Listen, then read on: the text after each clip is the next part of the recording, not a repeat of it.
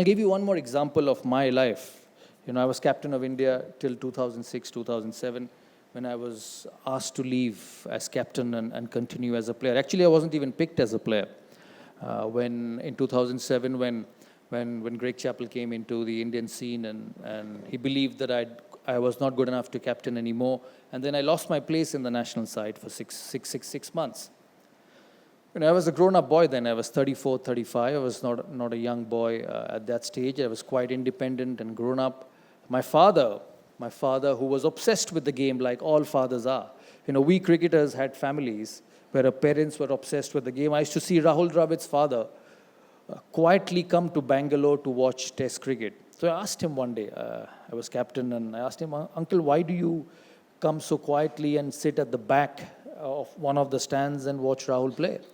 He said, every time there's a test match which happens in Bangalore, Rahul Dravid makes sure that he tells me that I don't turn up on the cricket field. And I asked him, why? Why does he say that? He said, every time he saw my face at somewhere in the stands, and if I'm sitting in a VIP stand, he felt the pressure.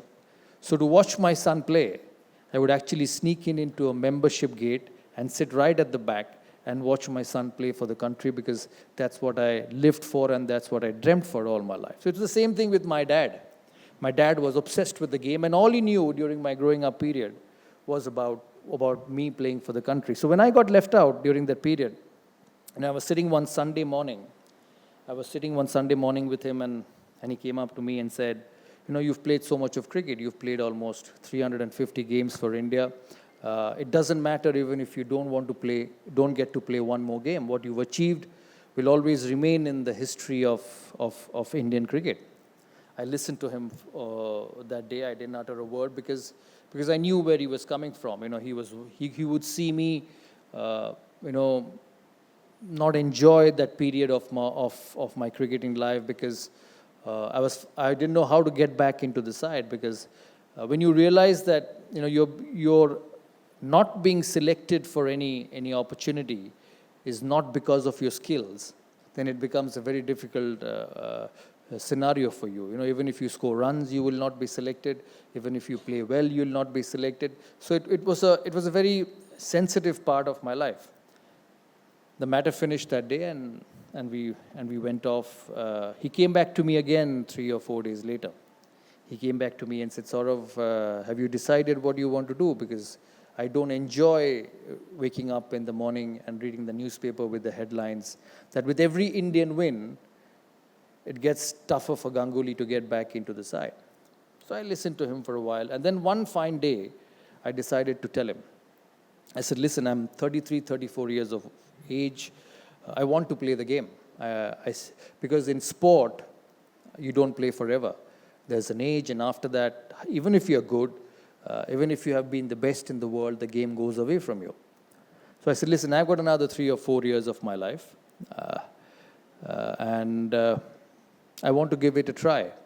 I don't know whether I'm going to play again.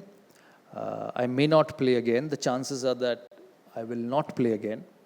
But I don't want to sit at the age of 40 when even if I want to, because of my age, I can't pick a cricket bat. I don't want to talk to myself that, listen, Sourav, when the chips were down, and when people asked you to leave, you did not make an effort to succeed and come back and see whether you were good enough. I went through that phase. I came back into that squad after 3 or 4 months, and then I went on to play for the next 5 years.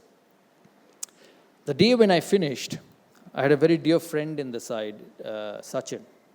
I don't get to see him much these days because he lives in Bombay. The day I finished, he said, Sourav, this is the best I've seen you play in your entire career. The last 3 or 4 years was the best I've seen you play. The reason I say this to all of you is that, along with success comes failure. Failures are sometimes harsh. Failures are sometimes difficult to accept.